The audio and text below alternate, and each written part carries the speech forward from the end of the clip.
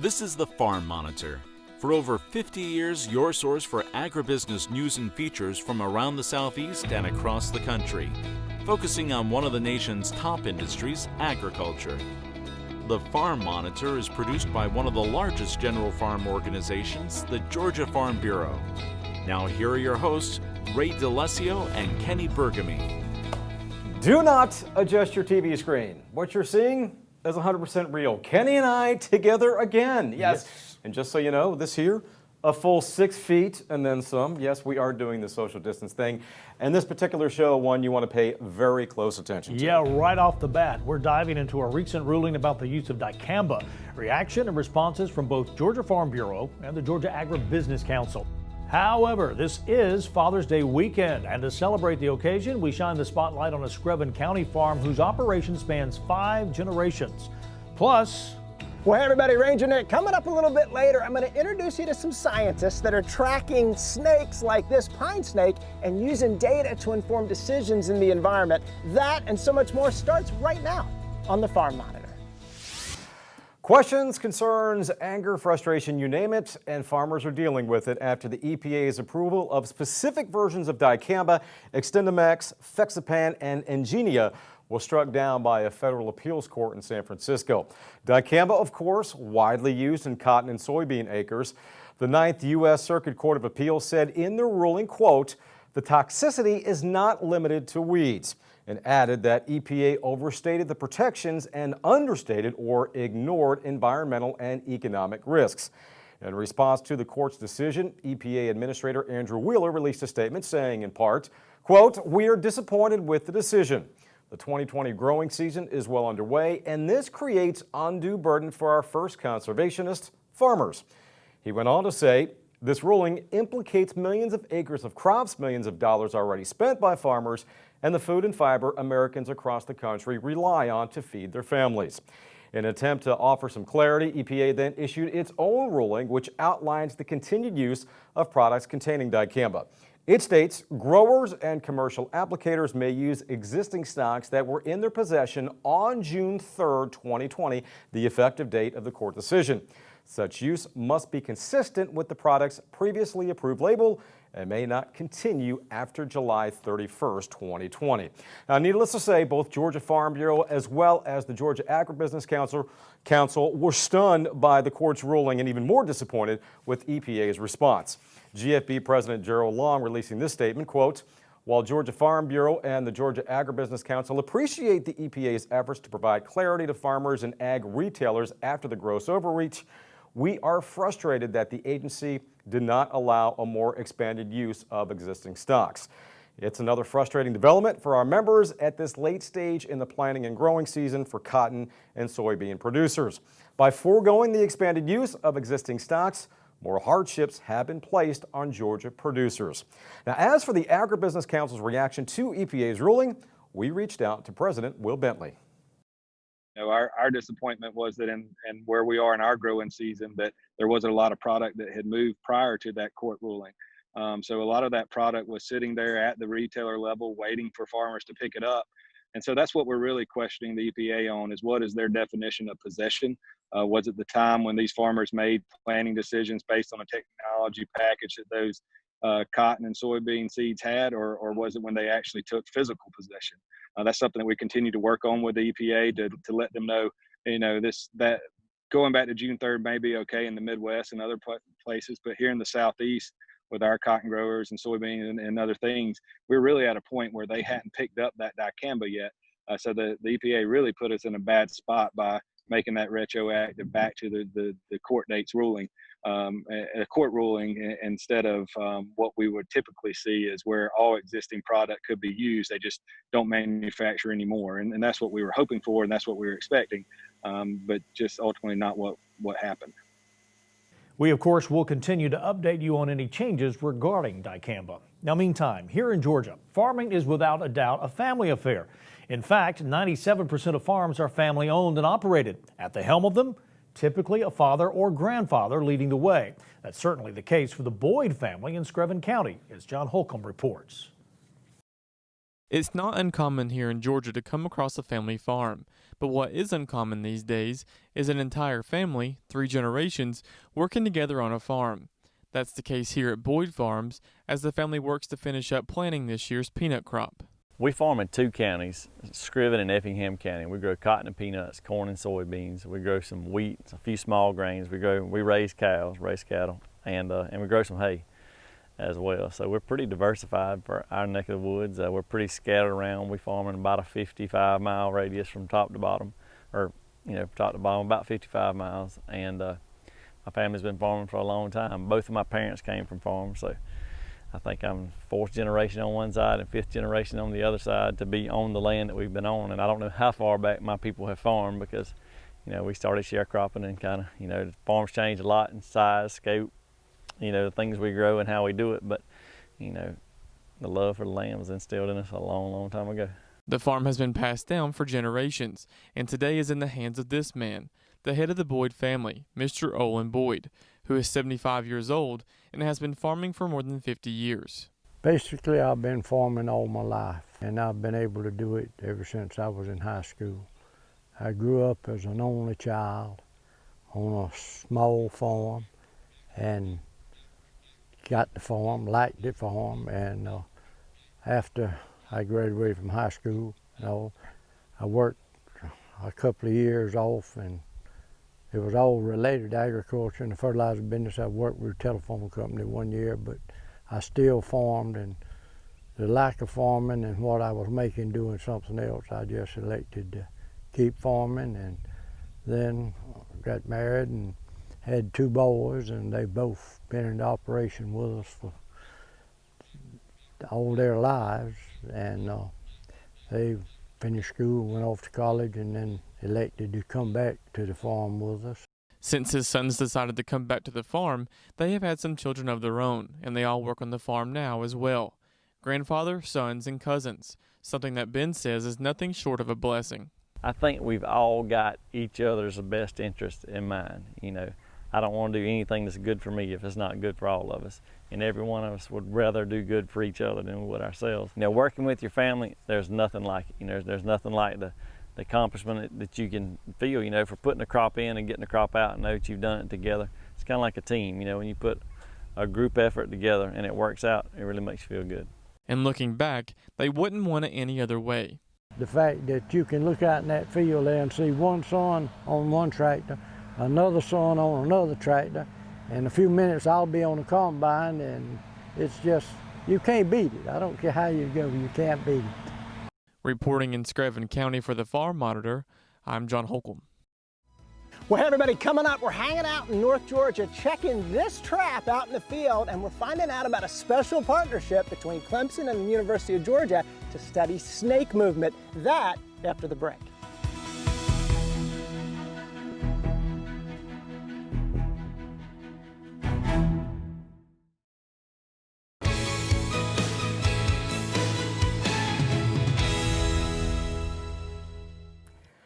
All right, you're walking in your field or near the wood line, and all of a sudden you come across a snake you don't recognize, or maybe it looks venomous.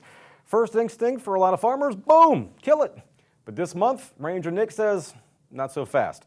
There's one snake you should never kill, A, because here in Georgia it's a protected species, and B, it's perfectly harmless.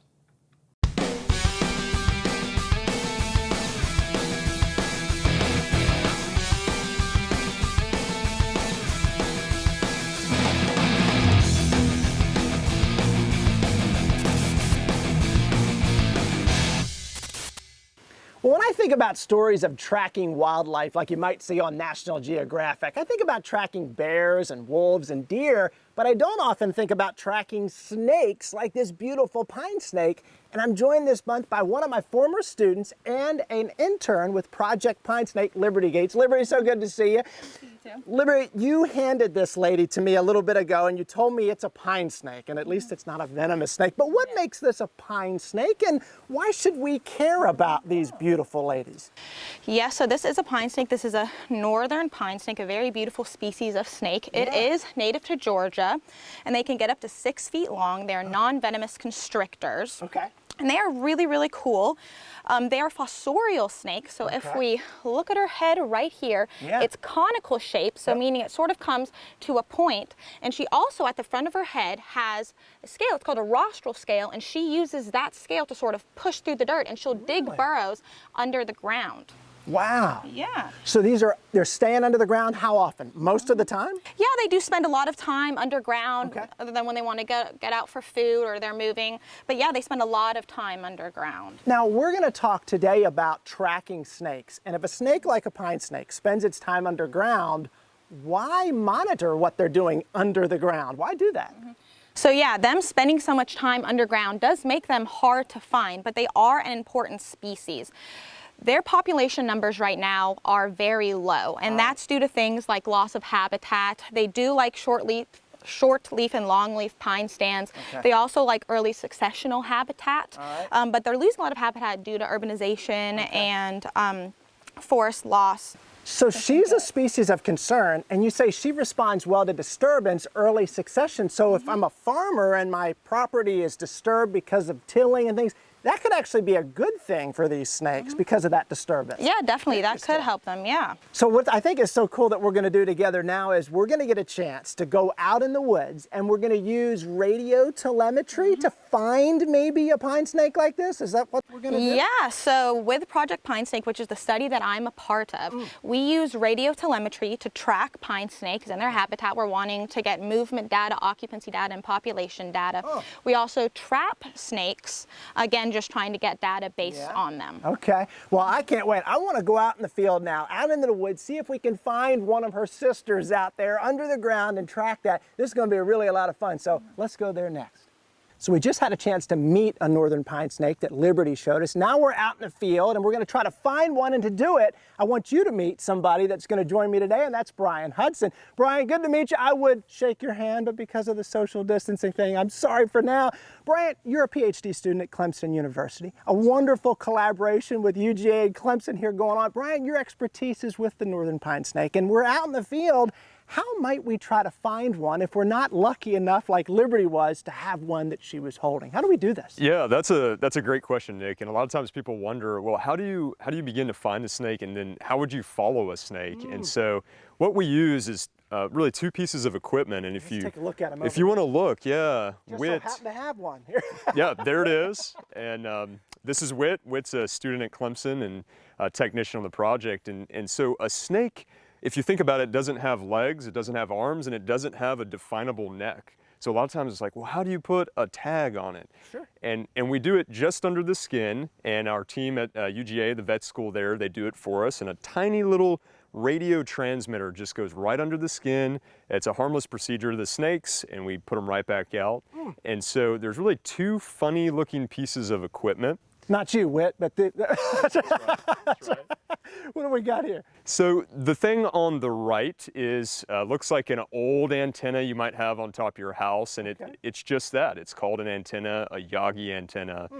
And then this small device here is simply a radio receiver, and it acts just like your car radio would, where if you dial a certain number, you can pick that frequency up through the woods.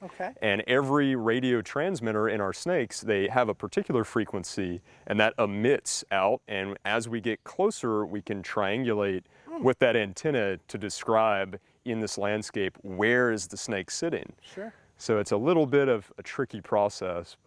But to be able to be out in the field and in its environment to see some of those habitat elements is incredible. It's something I'd like to go and do with you now, and that's walk through the woods.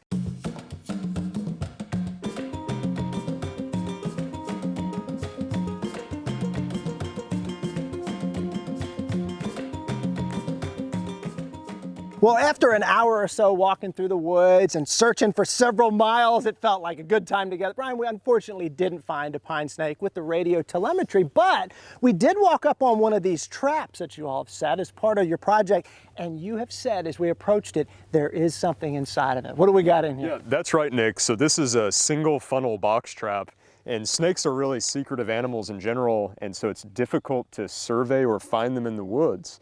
So we set these up, and they have a barrier fence in the middle, And it acts like a minnow trap or a rabbit box, as some people may know. Okay. And if a snake encounters the barrier, they hit it and they crawl along. And the idea is they simply go into the funnel box, which is this device, and they're in there. And so we check these once every day that we have them open, because we will catch pretty much every other animal you can imagine. Like what? What kind of stuff you getting in there? I mean, if you can think of it, and it fits in a 2-inch diameter hole, Nick, we've caught it. So mice, Okay. We catch birds, we catch snakes, lizards, we've caught skunks, we've caught raccoons, weasels in the past. Wow. So okay. a little bit of everything. And as you said, there is a snake in here now. Yeah. And so this is a little bitty guy. Oh, look. And Beautiful. this is a rat snake. Little bitty rat snake. Yeah, look at that. I mean, and in the same, we're thinking about corn snakes being a red rat snake. This is a black rat snake, we're thinking, Brian, or what? Yes. Maybe so gray? I don't know. we would call this just an eastern rat snake. Okay. Interesting. So good that we got a chance to find one in here, even though the radio telemetry didn't work out for us. Brian, what I got to do is I wish I could shake your hand, but I got to thank you for today. Thank you so much for spending time with us out here, not only looking at this trap, getting a chance to meet a pine snake and see everything that we did. Folks, y'all know what to do at home. While you're online, looking around at the Ranger Nick videos that are out there, hop on over to the Farm Monitor Facebook page and check out what the guys have got going on there. And until next time, for the Farm Monitor, I'm Ranger Nick, reminding you, as I always do, Brian, that enthusiasm is contagious. So pass it on. Y'all, thanks so much for watching, and we'll see you right back here again next month. See ya.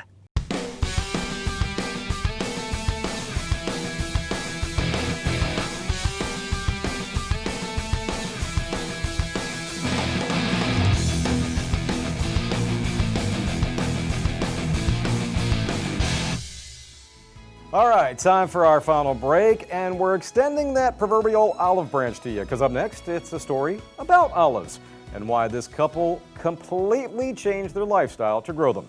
Stay tuned.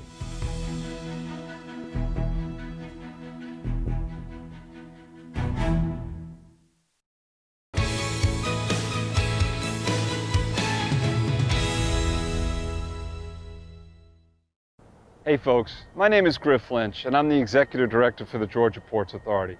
And I'm standing right now on our new mega rail, which is located at the Garden City Terminal just outside of Savannah, the single largest container terminal in North America.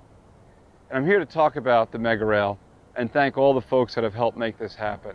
As you see behind me, we have a crane being commissioned that will be handed over to us in just 2 short weeks. And in a few months, we'll be handling trains out here on a daily basis. This effort did not happen by the Georgia Ports efforts alone. It took the federal government, the state government, the local community, and us all working together. And I want to start with the federal government, because when I think about some special people and organizations that have helped us get where we are today, I want to make sure that we recognize Senator David Perdue and Congressman Buddy Carter, who have been champions for our ports for years now. But I also want to give special recognition to Admiral Busby and the Maritime Administration for the great work that he and his team have done to enable us to be here today and to be enjoying this moment. And I certainly hope that Admiral Busby will join us in the near future when we have our grand opening. I know that he asked me, he said, "You guys going to get this thing done?" And I said, "Sir, yes, sir." And here we are now, and I hope that he'll get the chance to see this video, because this is a celebration of a grant that we received. $44 million of the $200 million the Georgia Ports Authority will spend came from the federal government. But it also took state involvement, Governor Kemp and his team, and the local community, both Chatham County and Garden City. So what does the project consist of? This project consists of $38 million of American steel built in the USA. 2 million man-hours of Americans working here. For the last 4 years, we've had about 150 to 200 people a day on site. We have 24.5 miles of track. We can handle 6 10,000-foot trains simultaneously. And the beauty about all this is that we've also removed 24 at-grade rail crossings. We have an overpass that the trains will pass under and the cars will drive over. And so what that means is the surrounding community will be impacted a lot less by our traffic. Truck traffic and our train traffic, and I'm really excited about that. Let's make sure I also recognize both Norfolk Southern and CSX and thank them for their support of our Garden City terminal and all of the facilities in Georgia. The Megarail only complements the investments that they too are making in their services. And I think when you put all these things together, what you're going to see is incredible service to Atlanta, to Memphis, to Chicago, and so many other inland destinations that we serve. But again, this never happens if we don't have the help that we had. And I want to thank you all for that help. Thank you for the effort by the Georgia Ports Authority team to make it happen, and especially to MARAD once again for the work that they've put into this. I hope everybody will get the chance to come down for our grand opening ceremony here at some point in the future, and we'll celebrate this one more time. Thank you and have a great day.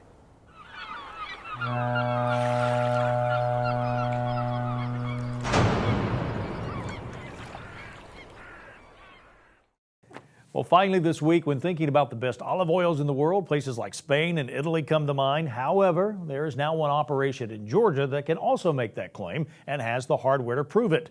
Damon Jones traveled to Woodpecker Trail Olive Farm in Glenville to check out their award-winning product. While not a common sight on farms around Georgia, olives have become a passion for Tracy and Curtis Poling of Woodpecker Trail Olive Farm, where they spent countless hours researching and tending to the crop in preparation for their first harvest. And it was quite a lifestyle change after inheriting the land just a few years back. We started talking about, well, you fix the house back up, have people come back in, or just sell our property in Brunswick and move over here. So we did, and it's really been interesting. We decided to come over here back in 2014 and plant olive trees. My husband did a lot of research and it sounded like it was a good crop for Georgia, and he selected the trees that would grow here, and we've waited this long now to have had our first harvest last fall. And the results of that harvest turned out better than even they had anticipated, as their oil won a silver medal in the largest and most prestigious competition in the world. It's an honor that provided validation to all their hard work over the past few years. That was amazing. It's just amazing. We were so happy and thrilled with that. It takes so much to whatever you put into the soil to get the right olive to be able to produce this. And it's all in the pit. Most people don't know that you know, you grow your olive, but then it has to be pressed because the olive oil is in the pit. This is considered one of the best olive oils in the world. And the fact that if Georgia can do it, I think many could do this in Georgia. That success didn't come without plenty of hard work and determination. Since there isn't much data on growing olives here in Georgia, getting this type of quality required quite a bit of studying and a little bit of trial and error. Probably years of research, really, and experimentation to see what they do. And then even though when you put the tree in the ground, you're not exactly sure what nutrients, what water balance you're going to need to do, since it's such a new product for Georgia. That experimenting hasn't stopped after their first crop, as they now have trees from all over the world. The first year was an Arbequina variety, and I decided to put those in super high density based on what others were starting to do here. And it was the second year that I decided to experiment with other varieties. And we have trees from all parts of the world, from Spain, France, and from Africa, Tunisia. And the Polings hope this is just the beginning for their operation, as they expect to be around for quite some time.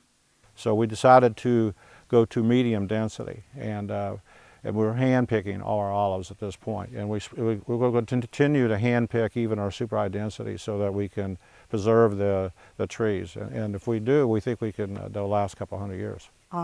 It's enjoyable. I look forward to having tours out here so we can educate people and maybe do something with the school system here. I think would be a good idea. Reporting from Tattnall County, I'm Damon Jones for the Farm Monitor. Damon, thank you very much. And as always, thank you for watching the show. Unfortunately, we're out of time. Yeah, take care, everybody. We'll see you next week right here on the Farm Monitor. Stay safe.